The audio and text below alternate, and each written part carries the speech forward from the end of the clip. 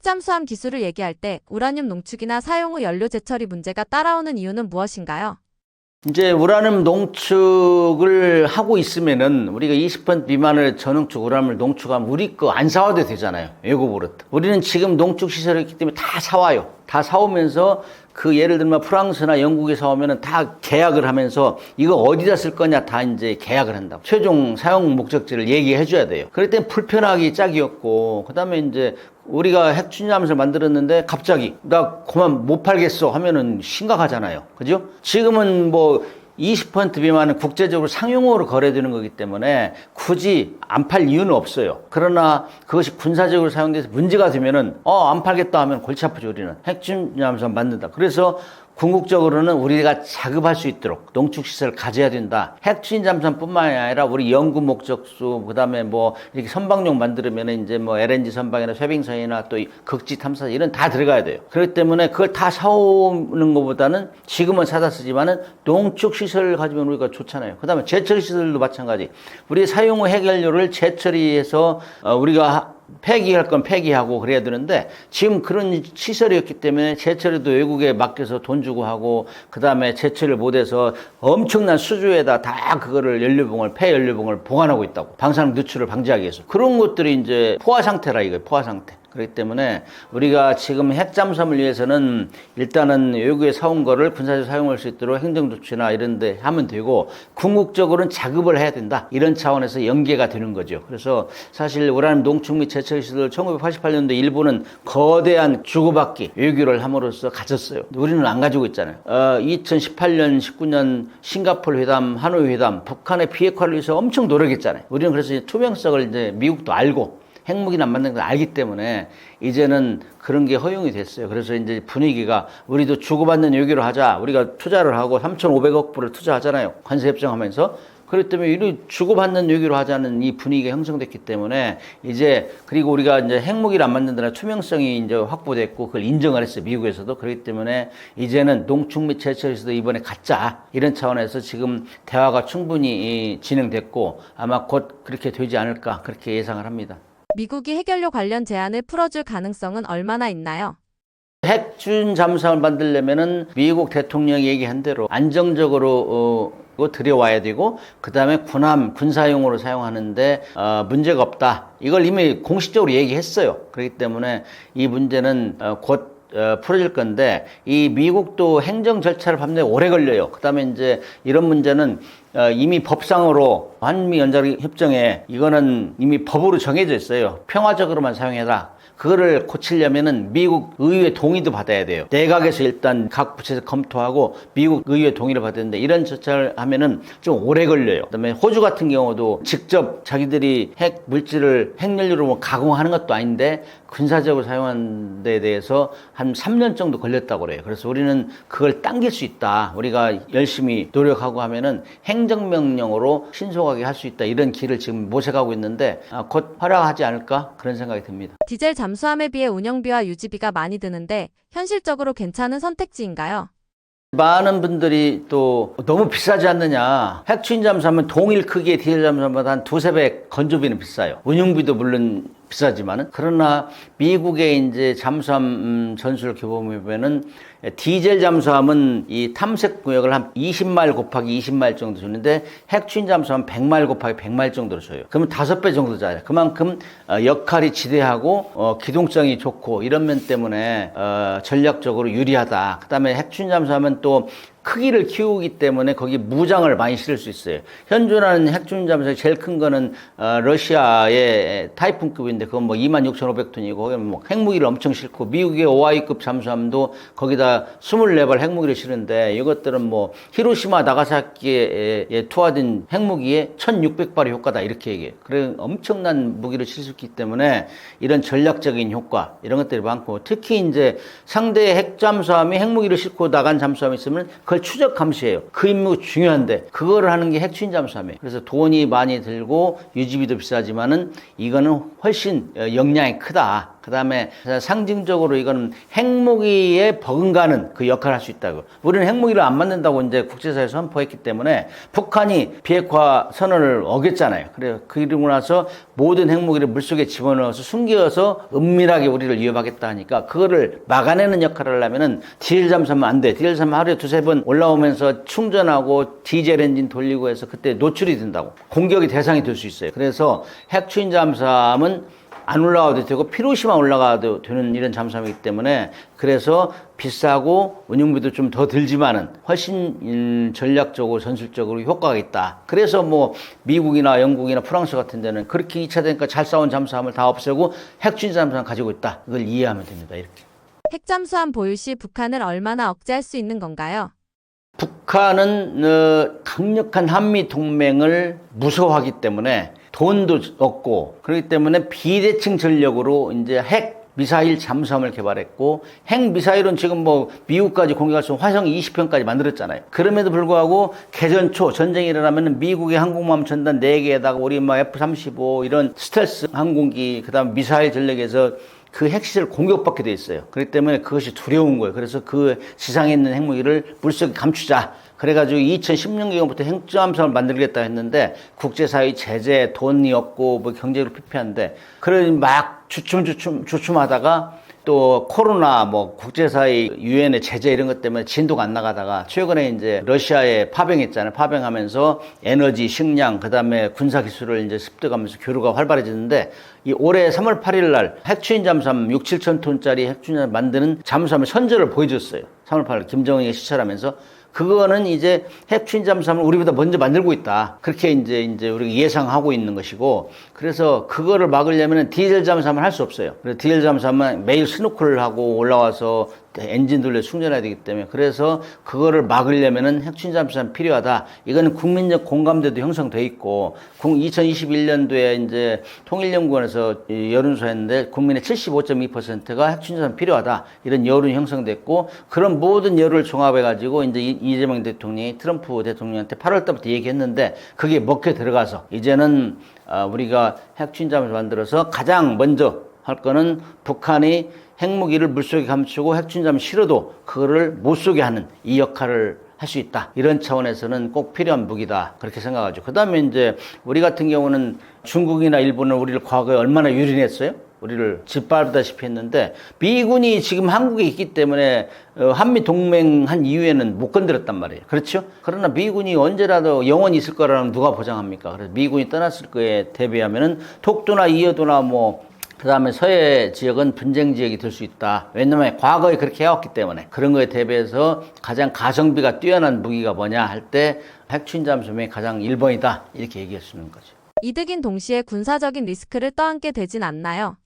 자, 우리가 이제 세계 모든 면에 세계 10위권에 들어있어요. 그래서 강대국, 준강대국에 지금 침입하고 있는데 우리가 어떤 사람이 너무 비싸다. 그다음에 왜 우리가 핵잠수함을 가지면 중국이나 북한이 싫어하는데 이런 얘기를 자꾸 하는데 그거는 앞뒤가 안 맞는 얘기예요. 중국이나 북한은 핵무기도 가지고 있고 핵잠수함도 가지고 있어요. 북한은 핵잠수함 만들고 있고 중국은 막 15개 이상 핵잠수함 만들고 있는데 왜 우리가 만들면은 그 사람들을 자극하느냐, 뭐 긴장을 높이냐 이런 얘기인데 그건 앞뒤가 안 맞는 얘기 아니에요? 그들이 먼저 만들어서 우리를 위협하기 때문에 그들이 제대로 작동을 못하게 하기 위해서 우리를 만드는 건데 우리는 후발주자잖아, 후발주자. 그때 우리가 뭐 긴장을 촉발한다 이런 얘기는 아주 허무맹랑한 얘기고 우리의 자국 방어를 서 우리가 만드는데 우리가 주권국가인데 그리고 우리가 그만큼 능력이 돼 있는데 돈이 없어 기술이 없어요. 우리 국민들이 자꾸 걱정하면 그건 군이 잘못하는 거예요. 방위력 개선을 잘 못하고 있는 거예요. 그 항상 얘기하잖아요. 북한이 핵무기 가지고 계속 뭐 그 부산을 공격하겠다 연습하잖아요. 서울을 공격하겠다 이렇게 하면 국민들이 짜증나잖아요. 우리보다 경제력이 4, 50배 뒤진 북한도 핵무기 만들고 핵잠수함 만들고 우리 위협하는데 왜 우리는 그런 핵을 머리에 이고 살아야 되냐 이런 얘기 안 나오게 하는 게 이게 자주국방 아니에요? 그런 차원에서는 우리가 반드시 이런 무기를 가짐으로써 상대가 비난하고 하면 무기가 좋다는 얘기예요. 반증을 하는 거예요. 대한민국에 핵잠수함이 꼭 필요한 이유는 무엇이었나요? 디젤 잠수함은 1, 2차 대전을 거치면서 해전의 영웅으로 부상했어요. 왜냐면은 디젤 잠수함은 중소해군국이 강대국에 필적할 수 있는 무기다. 왜냐면은 영국이 독일의 해군력보다 한 8대2 정도로 우세했어요. 근데 영국을 결국에는 뭐 항복 직전으로 몰고 간 게 디젤 잠수함, 독일이 유보트였고, 그다음 태평양 전쟁에서도 사실 미국의 잠수함이 일본으로 들어가는 모든 물동량을 다 그냥 막았어요. 그 상승을 격침하면서 결국에는 태평양 전쟁을 앞당기는데 디젤 잠수함이 혁혁한 공을 세웠어요. 그만큼 디젤 잠수함이 해전으로 영웅으로 부상했는데, 그 2차 대전 말경에는 디젤 잠수함의 기술보다 잠수함을 잡는 기술이 더 빨리 발전했어요. 그게 이제 항공기하고 이제 항공모함 이런 것들인데, 그래서 이 2차 대전 말경에 대서양 전투에서는 독일의 유보트가 충전으로 물 위에 올라온단 말이에요. 디젤 잠수함은 충전으로 물 위에 올라와야 돼요. 그 당시에는. 물속에서는 2시간 정도밖에 못 견뎌요. 배터리 용량이 안 돼서.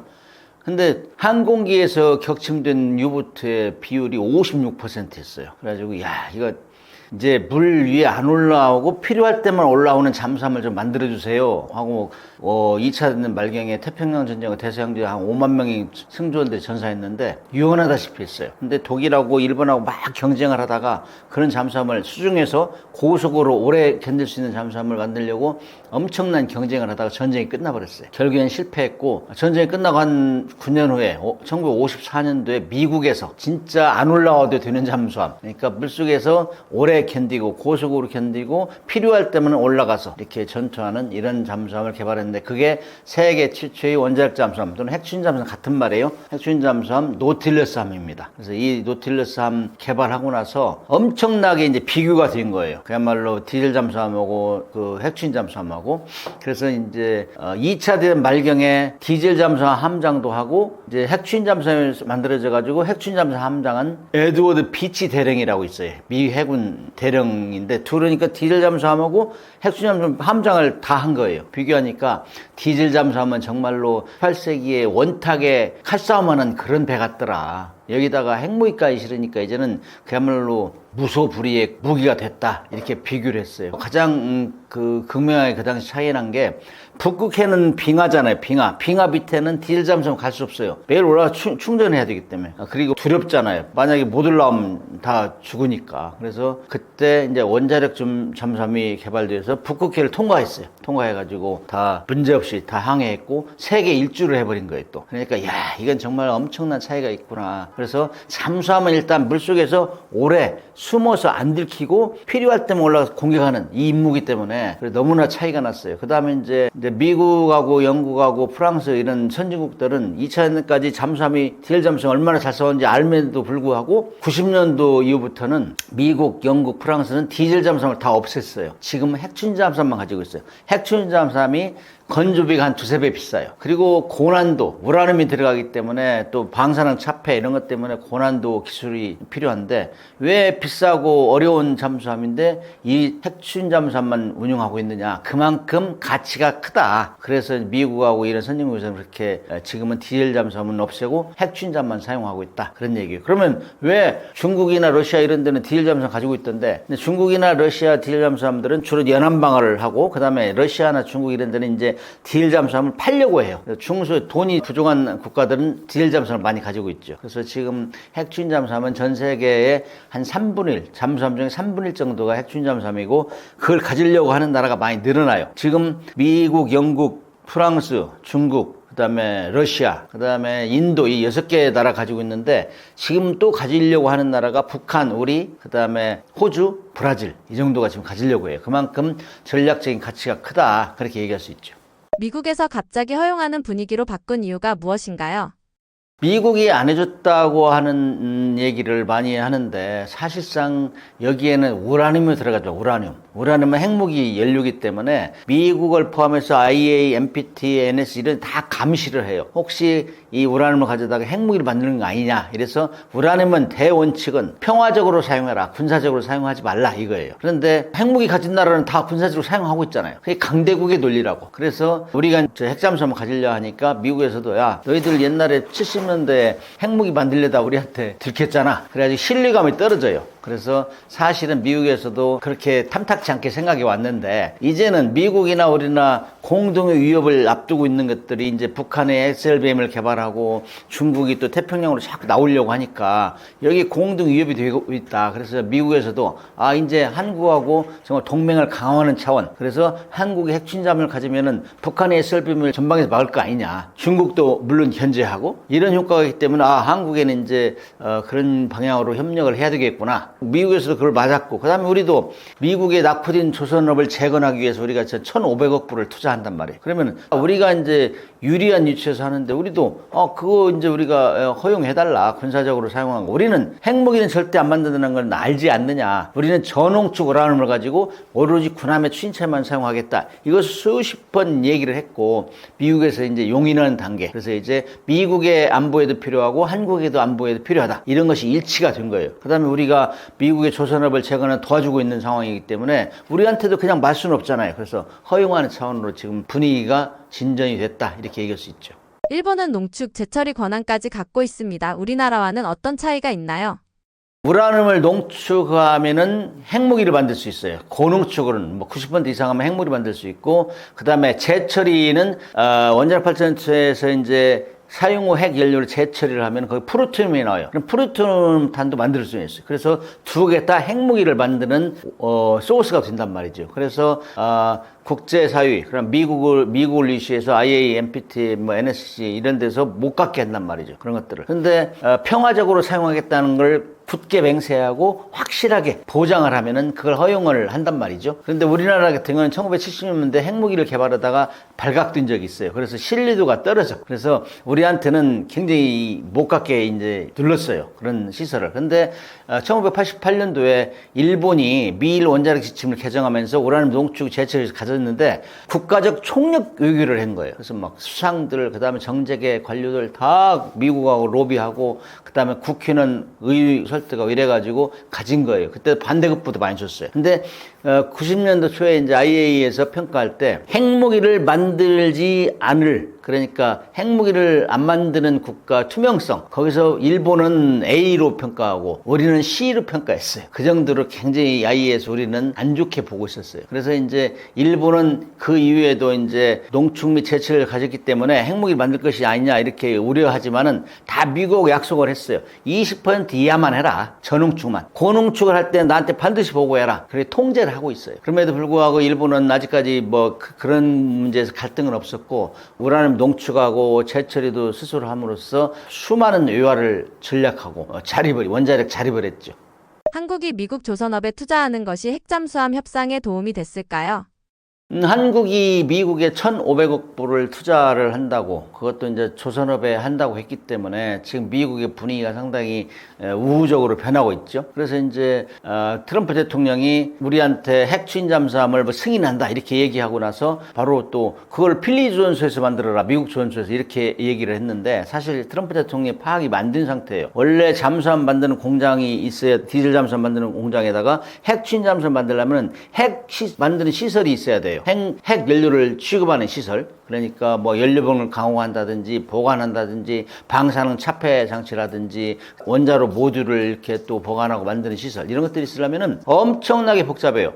지금 필리 조선소에는 잠수함 공장이 없어요. 그래서 잠수함 만드는 공장을 만들어야 되고, 거기다가 또 핵 이런 관련 취급하는 시설을 만들려면은 또 다른 공장을 만들어야 되기 때문에 거의 10년 정도 걸린다. 그래서 잠수함 만들면 그렇게 오래 걸려요. 그렇기 때문에 미국 트럼프 대통령이 그걸 다 파악할 수 없었고, 그래서 자기들 주민한테 우리 경주 에이펙 하면서 이런 성과도 올렸다. 한국의 잠수함도 여기서 만든다. 이런 식으로 이제 널리 알렸는데, 사실상 그게 이제 불합리하다. 돈이 2중, 3중으로 투자되고, 그 다음에 시간이 오래 걸린다. 이런 것들을 주위에서 많이 얘기해가지고 지금은 한국에서 만드는 걸로 이제 결정이 됐어요. 아무튼 그렇게 하면서 우리도 미국에 투자를 해주겠다고 했으니까, 미국도 지금 잠수함하는 수리 시설이 부족해요. 인력도 부족하고. 그래서 우리한테 SOS를 쳤는데, 우리하고 미국 잠수함은 완전히 틀린 잠수함이에요. 때문에 미국은 90% 농축도 90% 이상으로 해가지고 거의 핵무기급 수준이라고. 우리는 20% 미만이고 한반도 지역에 받는 우리 특성 6,500톤, 6,000톤 이 정도고 미국 같은 경우는 7,000톤, 8,000톤에서 많게는 19,000톤 이런 정도까지 가기 때문에 완전히 틀린 잠수함이에요. 그래서 생산 라인이 똑같을 수가 없어요. 들어가는 장비도 틀리고. 그래서 아무튼 미국이 그리 어려운 잠수함 수리도 제대로 안 되고 생산은 새로 만드는 잠수함도 막 2, 3년 딜레이 된대요. 그래서 그런 걸 도와주겠다. 그래 필립 존스에 미국 잠수함을 생산 라인을 깔아서 같이 협력하면 미국도 도와주고 우리는 또 우리 독자적으로 만들고 이렇게 하면은 앞으로 핵추인 잠수함 관련해서 잠수함 생태계가 보완된다, 우리도. 그래서 수백 개의 기업이 또 생길 수 있고, 그래서 이런 면에서는 핵추인 잠수함 때문에 우리 조선 경기도 훨씬 나아질 거다. 저는 그렇게 기대를 합니다. 핵잠수함을 만들 기술은 이미 준비되어 있는 건가요? 남은 과제가 있다면 무엇인가요? 이재명 대통령이 발표를 했지만 우리는 모든 기술을, 인력을 갖추고 있다. 핵추진 잠수함 만들 수 있는 준비가 됐다. 그러나 거기에 우라늄 들어가는 핵연료를 우리가 수급을 받으려면은 그걸 군사적으로 사용하는 데는 허용이 돼야 된다. 한미 원자력 협정뿐만이 아니라 IAEA나 NPT 이런 데서 그것도 물론 군사적으로 적용하는 게 허락이 돼야 되는데 이 IAEA나 NPT나 NSC나 모든 기구는 미국이 다 관장해요. 미국이 설립하거나 주도하고 있다. 그래서 미국 대통령이 그 정도 언급했다는 거는 이미 그 기구에서 다 알고 있고, 그래서 가장 빠른 시간 내에 호주처럼 군사적으로 사용하도록 허용하도록 이렇게 이제 별도 협정을 맺어가지고 우리는 국제사회로부터 사오는 우라늄을 20% 농축 저농축 우라늄을 군함의 추진체험을 사용하는데 동의한다든지 이렇게 협정을 맺으면 돼요. 그래서 이거는 이미 전 세계에 이제 생중계하다시피 허용한다고 했으니까 그거는 이제 대통령 양 정상이 얘기했기 때문에 이제 실무자들이 추진하고 미국 의회 동의도 받고 그래서 빠른 시간 내에 행정명령을 통해서 우리가 군함에 사용할 수 있도록 이렇게 조치를 하면 문제가 없다. 그렇게 봐요. 요즘 핵추진 잠수함 확보에 대한 뉴스가 엄청 많은데 오늘 또 그거에 관해서 좀 질문이 있어서 제가 가지고 있는 상식 공유하고자 나왔습니다. 많이 봐주시고 격려해 주시기 바라겠고요. 오늘 여러 가지 질문이 많았지만 그래도 핵추진 잠수함을 왜 갖나 이런 질문이 많았어요. 그러나 우리가 가질 게 많고 지킬 게 많아졌기 때문에 고가의 무기도 만든다 이런 차원에서 정말 석유 한 방울 안 나는 나라에서 이 정도 무기를 갖는다는 건 우리 국민들이 잘 살아왔기 때문에 그러고, 그 다음에 우리가 지킬 게 많아졌다 이런 차원에서는 국방비라는 거는 보험료다. 이 국민의 생명과 재산을 보호하는 보험료이기 때문에 너무 과도하게 지출했다 이런 지적보다는 쓸만한 무기체를 줘야 되잖아요. 우리 국민들 부모님들 자식 군대 보내놓고 쓸만한 무기체계를 줘야지 싸워서 지는 무기체계 주면 안 되죠. 이런 차원에서는 격려해 주시고 그렇게 하면은 잘 준비하면은 정말 국민들이 걱정 안 하는 이런 국방력 건설이 되지 않을까 그렇게 기대를 합니다.